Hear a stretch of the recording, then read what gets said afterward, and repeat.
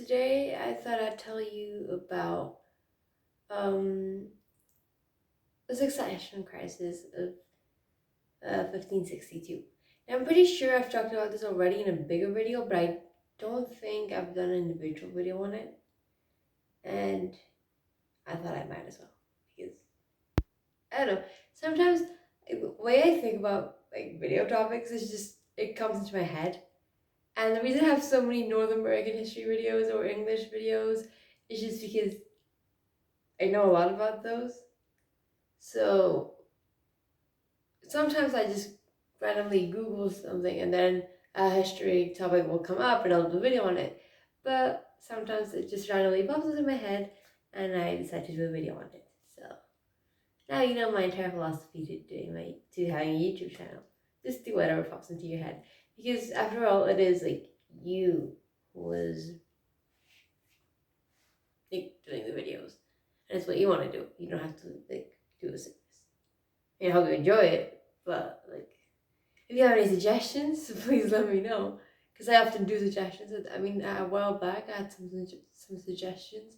I did them, but in the meantime, I'll just do the videos I want to do. So yeah, let's get right into it. 1562.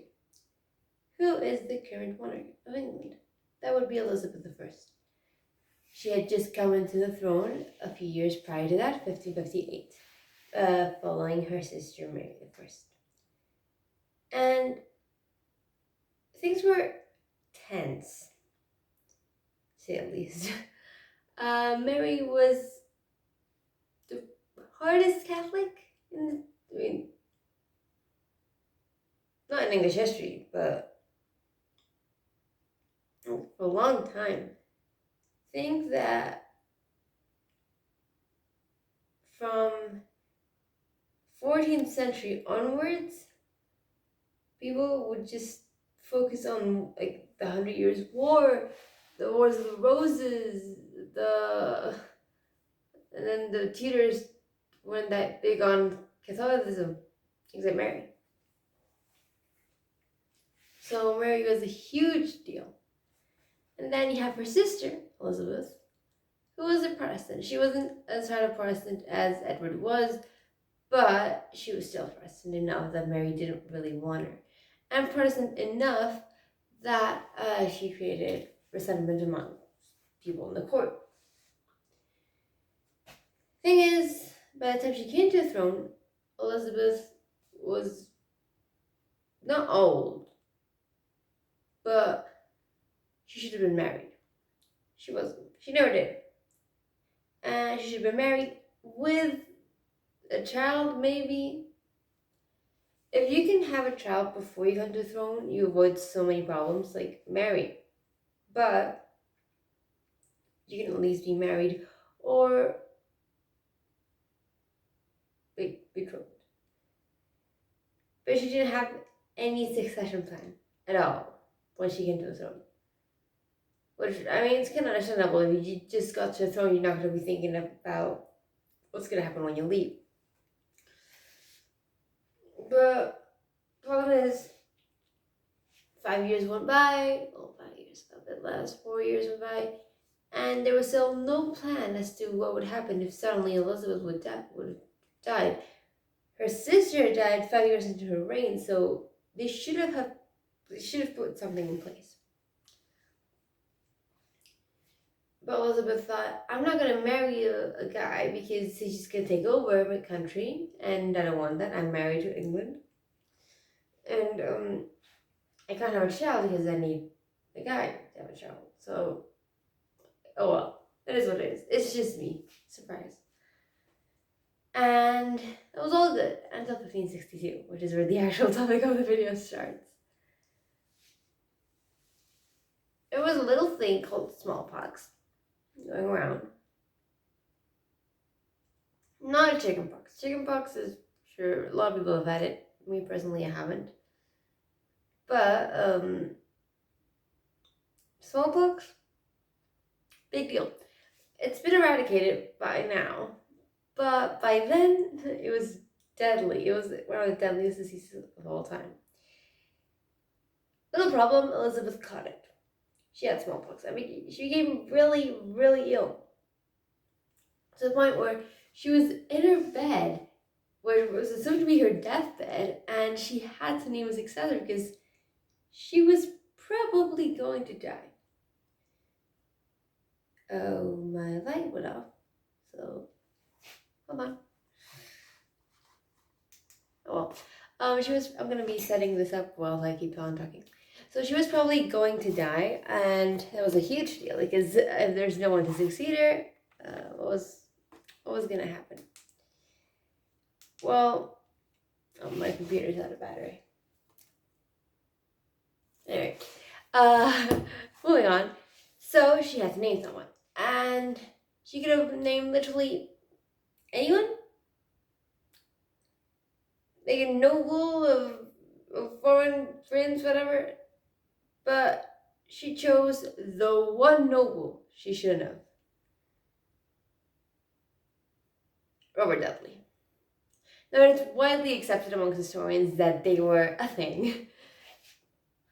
But this was a big mistake.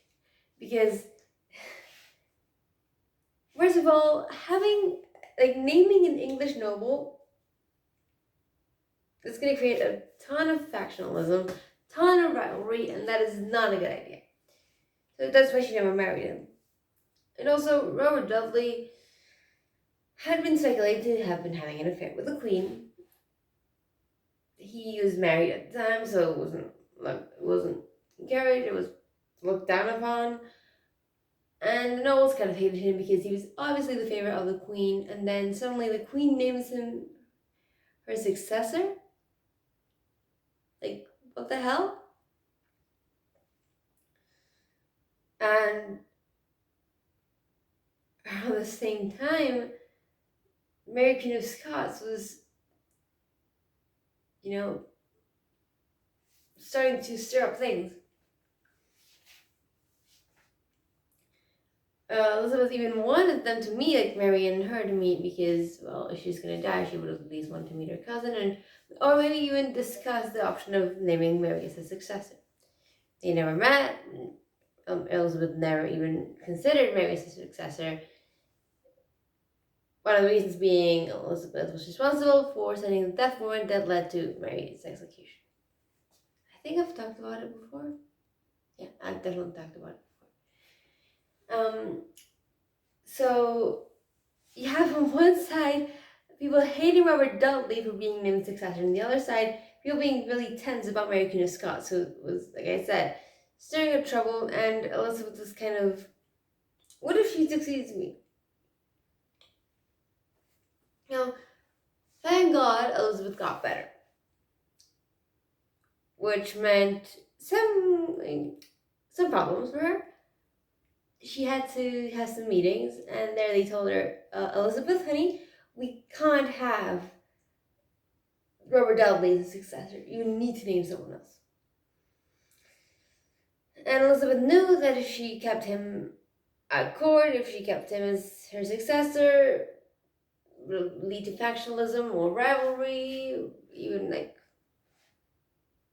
treason for some nobles, maybe even a rebellion. Who knows? So she could either kill him or exile him, and we all know she didn't kill him, so obviously she exiled him for 20 years, 10 years, a long time. Mary Queen of Scots didn't really become a problem until a bit later on that decade, and she got captured there in prison, which is good for the English, and yeah, crisis averted. And Elizabeth would go on to die over 40 years after that. So, crisis averted. Yeah. That is the 1562 succession crisis. Quite small, but quite significant.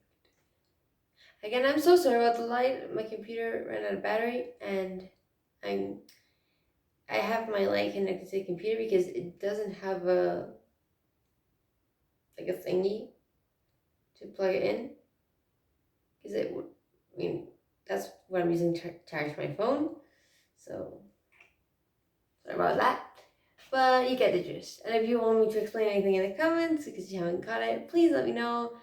It's history. Honestly, I really don't mind answering any kind of question. So please. Far away. Yeah, so we'll leave it there. I hope you liked it. I hope you found it interesting. And yeah, thank you for watching. Bye.